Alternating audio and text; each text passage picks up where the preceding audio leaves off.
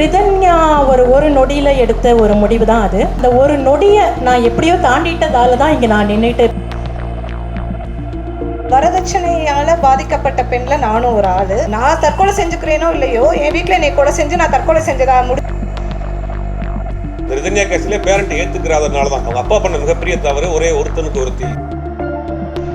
இந்த பையன் ரொம்ப நல்ல பையன், அந்த புரோக்கர் ஃபர்ஸ்ட் அரெஸ்ட் பண்ணுங்க. ரிதன்யா அப்பா அம்மா குற்றவாளி, புருஷன் குற்றவாளி, மாமியார் குற்றவாளி, மாமனார் குற்றவாளின்றோம். இதெல்லாம் தாண்டி ஒரு குற்றவாளி இருக்கான். மாமனார் மாமியார நான் சொல்லவே மாட்டேன். முதல் குற்றவாளி அப்பா அம்மா தான். ஏன்னா தாலிக்கு தங்கம் போட்டுக்கணும் அப்படிங்கிறத அப்போ கவர்மெண்ட்டே அப்படி சொல்கிறாங்க. என் கணவனோட அப்பா அம்மா வாழ்வாதாரத்துக்கு மாதம் 20,000 ரூபாய் நான் எங்கள் வீட்டிலேருந்து கொடுப்பேன். ரிதன்யா ஒரு நொடியில் எடுத்த ஒரு முடிவு தான் அது. ஒரு சமயம் அந்த ஒரு நொடியை நான் எப்படியோ தாண்டிட்டதால தான் இங்கே நான் நின்றுட்டு பேசிகிட்டு இருக்கேன் அப்படின்னு நினைக்கிறேன். பாவம் அந்த ஒரு நொடியை அவங்களால தாண்ட முடியாமல் போயிடுச்சு. அதனால் நான் ரிதன்யாவை திட்ட போகிறதில்ல, இப்படி பண்ணிடுச்சேன் இந்த பொண்ணு அப்படி இப்படின்னு சொல்லிட்டு. ஏன்னா நானும் அந்த இடத்துல இருந்து தான் வந்ததா நினைக்கிறேன். இங்கே ஏதோ வரதட்சணை கொடுமை அப்படின்னாக்கா பெருசாக டிமாண்ட் பண்ணுறது இல்லை அடிக்கிறது போகிறது வர்றது அப்படிலாம் இல்லை. அந்த பொண்ணு ஒரு சம்மந்தமே இல்லாத அந்த பொண்ணு அந்த வீட்டுக்கு போகிறப்ப என்ன போட்டிருக்காங்க, நீ என்ன எடுத்துகிட்டு வந்திருக்க அப்படின்னு கேட்குறதே அங்கேயே அது வரதட்சணை கொடுமை தான் அப்படின்னு நான் நினைக்கிறேன். நான் வீட்டில் தான் எப்படின்னாக்கா நாட்டில் வந்துட்டு தாலிக்கு தங்கம் தராங்க. ஸோ அங்கேயே வந்துட்டு பெண்ணுக்கு கண்டிப்பாக தாலி வேணும், அந்த தாலி தங்கத்தில் தான் இருக்கணும். அப்போ அதை போட முடியாமல் இருக்கிற பெண்களுக்கு நாங்கள் வந்துட்டு தாலி தரோம் அப்படின்னு கவர்மெண்ட் சொல்கிறாங்க. அப்போ கட்டாயப்படுத்துகிறாங்க இல்லையா, பெண்கள் வந்துட்டு தங்கம் போட்டுக்கணும் அப்படிங்கிறத அப்போ கவர்மெண்ட்டே அப்படி சொல்கிறாங்க.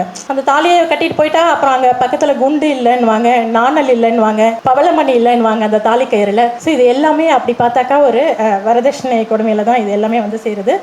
கவர்மெண்ட்டுக்கு நான் சொல்கிறேன், வேணாம் நீங்கள் வந்து தாலிக்கு தங்கம் கொடுக்க வேணாம், வேணா 2 பேருக்கும் ஆளுக்கு ஒரு பேனா வாங்கி கொடுங்க, அவங்க 2 பேரும் கையெழுத்து போட்டுட்டு திருமண வாழ்க்கையை தொடரலாம் அப்படிங்கிறத அங்கேருந்தே சொல்லலாம் அப்படின்னு நான் நினைக்கிறேன். கல்யாணம் அப்படிங்கிற அந்த ஆரம்பத்தையே மாத்திரம் நினைக்கிறாங்க. அந்த தாலியை காலி பண்ணாதான் வந்துட்டு மேற்கொண்டு இந்த வரதட்சணை கொடுமை அப்படிங்கறத நோக்கி நகரலாம் அப்படின்னு நினைக்கிறேன். ஆரம்ப புள்ளியா ரிதன்யா பற்றி நம்ம பேசுறப்ப அவங்க பண்ண தப்பு என்ன தெரியுங்களா, விலாசமான கல்யாணம், 2 கோடிக்கு கல்யாணம் பண்ணாங்க, வரதட்சணை கொடுத்தாங்க. அதுதாங்க பேசும் பொருளா மாறிக்கிட்டு இருக்கு. நல்லா புரிஞ்சுக்குங்க. 2 கோடி ரூபாய் கல்யாணம் பண்ணாங்க, 300 சவரன் நகை போட்டாங்க. அதுதான் இங்கே பேசும் பொருளாக போய்கிட்டு இருக்கு ஒழிய இதை தாண்டி அந்த பொண்ணு என்ன மனநிலையில் இருந்துச்சு, அந்த மனநிலை யாரால துன்படுத்தப்பட்டுச்சு, யாரெல்லாம் குற்றவாளி. இன்னைக்கு நம்ம சொல்கிறோம் அப்பா அம்மா குற்றவாளி, புருஷன் குற்றவாளி, மாமியார் குற்றவாளி, மாமனார் குற்றவாளின்றோம். இதெல்லாம் தாண்டி ஒரு குற்றவாளி இருக்கான், சமூகம். இந்த சமூகம் தான் மிகப்பெரிய குற்றவாளி. ஒரு விஷயத்த சொல்ல வராங்கன்னா உள்வாங்கணும். அவங்களை ஏளனம் பண்ணுறவங்க தான் இங்கே நிறைய பேர் இருக்காங்க. பெண்களை வந்து ஏதாவது விஷயம் சொல்லி சொன்னாங்கன்னா, வெளியே வந்து சொல்ல வந்தாங்கன்னா அவங்கள ஏளனம் பண்ண ஆட்கள் தான் இங்கே நிறையா இருக்காங்க. அவங்களுக்கு தைரியம் கொடுக்குற ஆட்கள் ரொம்ப கம்மியாக தான் இருக்காங்க. அதனால தான் இது மாதிரி தவறுகள் நடந்துக்கிட்டு. இதுக்கு காரணம் இதை எப்படி வெளிக்கொண்டு வரணும், இதை எப்படி மாற்றணும்னு வச்சிங்கன்னா, நம்ம சின்ன வயசுலேருந்தே அவங்களுக்கு அவங்களுடைய புரிதலை உற்பத்தி பண்ணி அவங்களுக்கான தைரியத்தை உருவாக்கி கொடுக்கணும். நீங்கள் இப்படிலாம் இருங்க, இப்படிலாம் வாங்குங்க, உங்களுக்கு பின்னாடி நாங்கள் இருக்கோம், உங்களுக்கு எல்லா சௌகரியத்தையும் நாங்கள் செஞ்சு கொடுப்போம், என்னுடைய பொண்ணுமா நீ, எனக்கு அடுத்து நீ தான் அப்படின்ற ஒரு ஆணுக்கு நிகராக அவங்க பொண்ணை வளர்த்தா மட்டும்தான் இந்த சமுதாயத்தில் மாற்றத்தை ஏற்படுத்த முடியும். அதே மாதிரி நான் பணக்காரன், என்கிட்ட பணம் இருக்குது அப்படின்றதுக்காக மட்டுமே அடுத்தவங்களை குறை சொல்ல வேண்டாம். நீங்கள் கொடுக்காம இருங்க, அவன் ஏன் கேட்க போகிறான், நம்ம கொடுத்துறோமே, நமக்கு சுயநலம் தானே, நம்ம சுயநலத்தை தானே கொடுக்குறோம். என் பொண்ணுக்கு கொடுக்குறேன், என் மருமனுக்கு கொடுக்குறேன், நான் அத்தனை கோடி கொடுக்குறேன், எத்தனை கோடி கொடுக்குறேன். இதில் மெயினாக வந்து குற்றம் சொல்லக்கூடிய ஒரு ஆள் யாரும் தவறாக நினைக்க வேணாம், மீடியா தான். இந்த பிரம்மாண்டமாக நடக்கிற கல்யாணத்தெல்லாம் மீடியாவில் எடுத்து காட்டுறதுனால தான் அவனுக்குள்ள ஒரு ஈகோ பிரச்சனை கிளாஸ் ஆகுது. எப்படி கிளாஸ் ஆகுதுன்னா, இவனே பண்ணிட்டான் 2 கோடி ரூபாய்க்கு, எனக்கு 4 கோடி ரூபாய்க்கு என் பணம் பண்ணுறேன், என் மாப்பிள்ளை ஃபாரின்ல இருக்கான். இந்த மாதிரி சொல்லியே தான் இந்த சமுதாயத்தை குட்டிச்சீடாக்கி வச்சுருக்காங்க. இது உண்மை. நீங்கள் யாரும் வருத்தப்பட்டிருக்காங்க நான் சொல்ல உண்மையான விஷயம் தான். ஏன்னா இதில் வந்து மனித நேயம்ன்றது சுத்தம் கூட எதுவுமே இல்லை. அதனால சொல்லுவேன், தடுக்கணும்னு ஒரே ஆசை, வரதட்சணையை தடுக்கணும்னு ஒரே ஆசை என்னன்னா, நாம தான் திருந்தணும். வரதட்சணையால பாதிக்கப்பட்ட பெண்ல நானும் ஒரு ஆளு. ஒருவேளை வந்துட்டு ரிதன்யா மாதிரியான ஒரு தற்கொலை செய்து கொண்ட ஒரு பெண்ணாக ஒரு 2 வருடங்களுக்கு முன்னால நானும் என்னோட பேரும் நியூஸ் பேப்பர்ல சோசியல் மீடியால வந்திருக்க நிறைய வாய்ப்புகள் இருக்கு. பட் எனக்கு ஒரு குழந்தை இருந்ததுனால நான் என்ஜிஓக்களை தேடி அலைஞ்சேன். எனக்கு தெரியல என்ஜிஓ பத்தின நாலேஜ். எனக்கு இப்போ 33 வயசு, நான் 31 வயசுல வந்துட்டு எனக்கு அது பத்தின நாலேஜ் இல்லை எனக்கு பெருசா. என் ஃப்ரெண்டு மூலமா நான் தெரிஞ்சுட்டு என்ஜிஓ மூலமா நம்ம ஹெல்ப் கிடைக்கும் அப்படின்னு தெரிஞ்சுட்டு சிவகங்கை மாவட்டம் தேவோட்டையில இருந்தேன். நான் மதுரையில் இருக்கிற என்ஜிஓக்கு வந்துட்டு கால் பண்ணுறேன். ஏன்னா சிவகங்கை மாவட்டத்தை சுற்றி எந்த என்ஜிஓவும் இல்லை எனக்கு தெரிஞ்சு. ஸோ அதனால நான் மதுரையில் இருக்க ஒரு என்ஜிஓக்கு நான் கால் பண்ணி நான் ஹெல்ப் கேட்கும்போது அவங்க சொன்னது, நீங்கள் பக்கத்தில் இருக்க காவல் நிலையத்தில் போய் நீங்கள் புகார் கொடுங்க.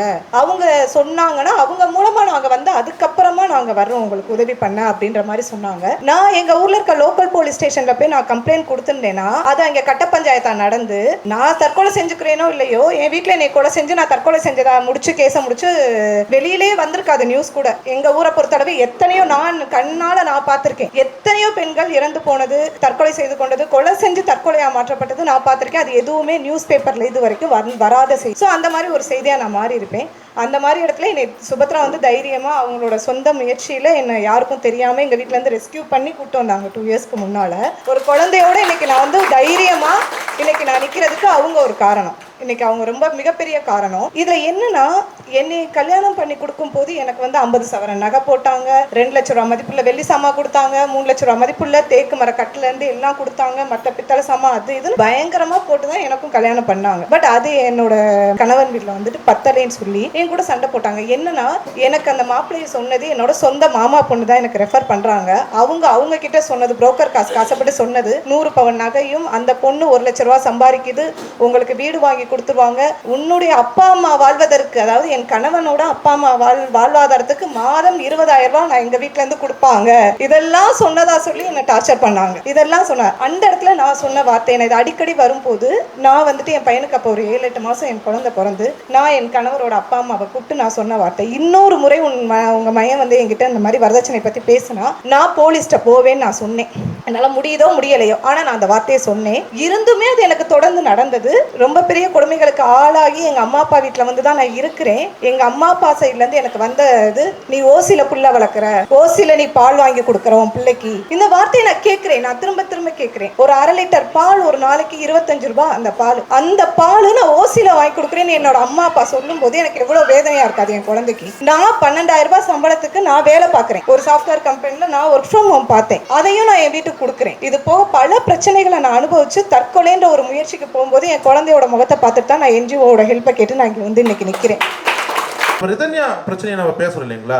Rithanya is educated. அந்த பொண்ணு அக்கௌண்ட்ல 2 கோடி ரூபாய் பணம் இருக்குது. அந்த அக்கௌண்ட் வந்து பாத்தீங்கன்னா ஜாயின் அக்கௌண்ட். அந்த பொண்ணு நினைச்சிருந்தா அந்த பணத்தை வித்ட்ரா பண்ணி வெளியே போய் இருந்திருக்கலாம். ஆனா சுத்தி இருக்கிற சோசியல் பிரஷர் தான் பிரச்சனை. இங்க எல்லாமே சுத்தி எங்க boils down comes to itனா social pressure. இந்த சொசைட்டில இதை ஏத்துக்க மாட்டாங்க அப்படிங்கிற ஒரு இதை உண்டாக்குறாங்க. நாம எல்லாத்துக்குமே தெரியும் இட்ஸ் a crime அப்படின்னு சொல்லி. இப்ப என்னன்னா அந்த ஃபேமிலியை மட்டும் நம்ம வந்து எஃப்ஐஆர் போட்டிருக்கிறாங்க. ஏன் ரிதன்யாவோட அப்பா அம்மா மேல எஃப்ஐஆர் போட்டீங்கிறது தான் என்னுடைய முக்கியமான கேள்வி. ஏன்னா கொடுக்கறது குற்றங்க. ரெண்டாவது வந்து பாத்தீங்கன்னா நீங்க இந்த பொண்ணோட விஷயத்துல என்னன்னா, அப்பா அம்மா வந்து முதல் குற்றவாளி. மாமனார் மாமியார நான் சொல்லவே மாட்டேன். முதல் குற்றவாளி அப்பா அம்மா தான். ஏன்னா அந்த பொண்ணுக்கு ஒரு தன்னம்பிக்கையை கொடுத்து வளர்க்கல. 27 வயசு பொண்ணு.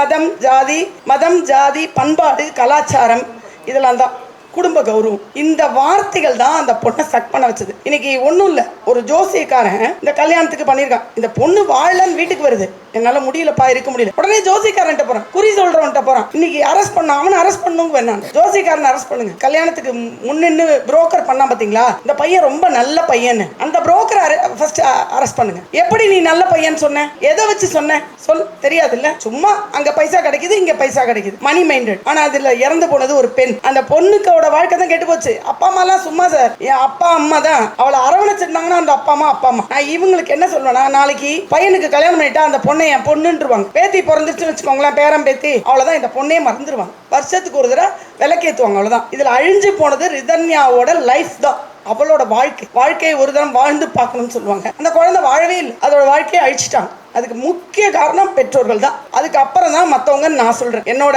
ஆணித்தரமான கருத்தை நான் பதிவிடுறேன். ஏன்னா எங்களெல்லாம் தைரியமா எங்க அப்பா அம்மா வளர்த்ததோடு தான் நான் இன்னைக்கு எனக்கான ஸ்பேஸை நான் எடுத்துக்கிறேன். திருமணம் பண்ணுவது வந்து இன்னைக்கு ரொம்ப ஒரு காஸ்ட்லியான ஒரு விஷயமா போச்சு. டிவோர்ஸ்ங்கிறது ரொம்ப சீக்கிரமாவே நடந்துரும். திருமணத்துக்கு முன்னாடி அவங்க பண்ற ப்ரிப்பரேஷன் பெருசா இருக்கு. ஜாதகம் பாக்குறாங்க, ஜோசியம் பாக்குறாங்க, குடும்ப கௌரவம் பாக்குறாங்க, ஜாதி பாக்குறாங்க, மதம் பாக்குறாங்க. டிவோர்ஸ்ங்கிறது ஒரு நாள் நடந்துரும். அப்ப டிவோர்ஸ் நடக்கிறத அக்செப்ட் பண்ணிக்கிற மனநிலைக்கு அவங்க வரமாட்டேங்கிறாங்க. முதலில் பேரண்ட் வரணும். இந்த ரிதன்யா கேஸ்ல பேரண்ட் ஏத்துக்கிறதுனால தான், நீ விட்டுட்டு வாங்க, நான் தைரியமா இருக்கேன், நான் பாத்துக்கிறேன், உங்க அப்பா ஒரு வார்த்தை சொல்லியிருந்தா அந்த பொண்ணு இந்த முடிவுக்கு போயிருக்க. அவங்க அப்பா பண்ண மிகப்பெரிய தவறு, ஒரே ஒருத்தனுக்கு ஒருத்தி அந்த பொண்ணு தப்பு பண்ணிட்டு வரலையே. கணவன் 1000 கனவுகளோட அந்த வீட்டுக்கு போன அந்த பொண்ணுக்கு மிகப்பெரிய ஒரு ஒரு அநீதி இழைக்கப்பட்டிருக்கு. அதை அப்பாட்ட சொல்லி அதை ஷேர் பண்றப்ப அவங்க அப்பா அதை முதலில் காது கொடுத்து கேட்டிருக்கணும். ரெண்டாவது அந்த பிரச்சனைக்கு அவருக்கு ஒரு சொல்யூஷன் சொல்லியிருக்கணும். அங்க மிஸ் பண்ணதுன்னா அந்த பொண்ணை இழந்துட்டு இன்னைக்கு நிக்கிறாங்க. 2 கோடி ரூபாய் செலவழிச்சு அவங்க திருமணம் பண்ணியிருக்கிறார். 300 பவுன் நகை. இப்ப நிறைய அதை பத்தி நிறைய எல்லாரும் பேசிட்டாங்க, தனியா பத்தி பேசிட்டாங்க. என்ன பண்ணலாம், ஸ்கூல் எஜுகேஷன் சிஸ்டத்துல இருந்து இந்த வரதட்சணை சம்பந்தமான விஷயங்களை முதல்ல மாற்றணும்.